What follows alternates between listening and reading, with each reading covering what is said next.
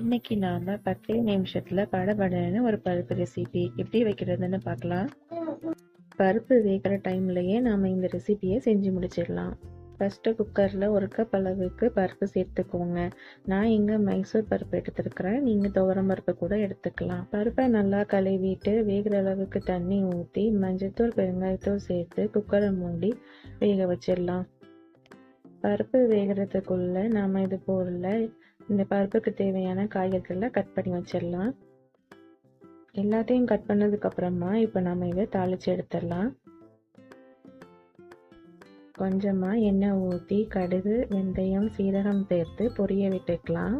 கடுகு நல்லா பொரிஞ்சதும் குட்டி குட்டியாக கட் பண்ணி வச்சிருக்கிற பச்சை மிளகா கூடவே துருவின பூண்டு ரெண்டையும் சேர்த்து இதையும் பொரிய விட்டுக்கலாம். கொஞ்சமா கருவேப்பிலையும் சேர்த்துக்கோங்க. நம்ம சேர்த்த பூண்டு ஓரளவு பொரிஞ்சதுக்கு அப்புறமா குட்டி குட்டியாக கட் பண்ணி வச்சிருக்கிற வெங்காயத்தையும் சேர்த்து அதையும் நல்லா வதக்கிக்கலாம்.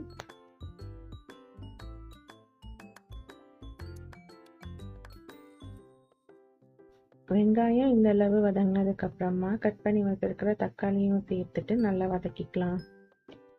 தக்காளி நல்லா கரையிற வரைக்கும் வதக்கி எடுத்துக்கோங்க. இந்த டைம்ல நாம இந்த பருப்புக்கு தேவையான அளவுக்கு உப்பு சேர்த்துக்கலாம். தக்காளி நல்லா வதங்கினதுக்கு அப்புறமா குட்டி குட்டியா கட் பண்ணி வச்சிருக்கிற மல்லி இலையையும் சேர்த்து அதையும் வதக்கிக்கலாம்.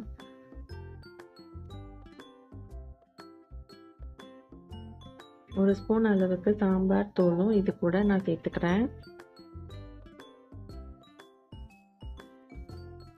ஒரு 1/4 கப் அளவுக்கு புளி தண்ணியை சேர்த்துக்கிறேன். புளிப்பை ஈக்குவல் பண்ணுறதுக்காக நான் இதில் 1 ஸ்பூன் அளவுக்கு சீனி சேர்த்துக்கிறேன்.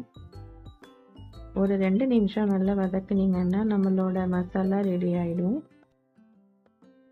இன்னொரு சைட் பார்த்தீங்கன்னா நம்மளோட பருப்பு வந்து ரெடியாக இருக்குது. இப்போ இதை மசாலாவோட சேர்த்து ஊற்றி கொதிக்க விட்டுடலாம். தேவையான அளவுக்கு தண்ணி சேர்த்துட்டு பருப்போட பதத்தை அட்ஜஸ்ட் பண்ணிக்கோங்க.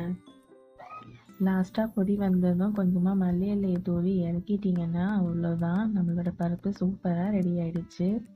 சிம்பிளாக இது போல் பருப்பு ரெசிபியை நீங்களும் உங்கள் வீட்டில் ட்ரை பண்ணி பாருங்கள். மறக்காமல் நம்மளோட சேனலை சப்ஸ்கிரைப் பண்ணி வச்சுக்கோங்க.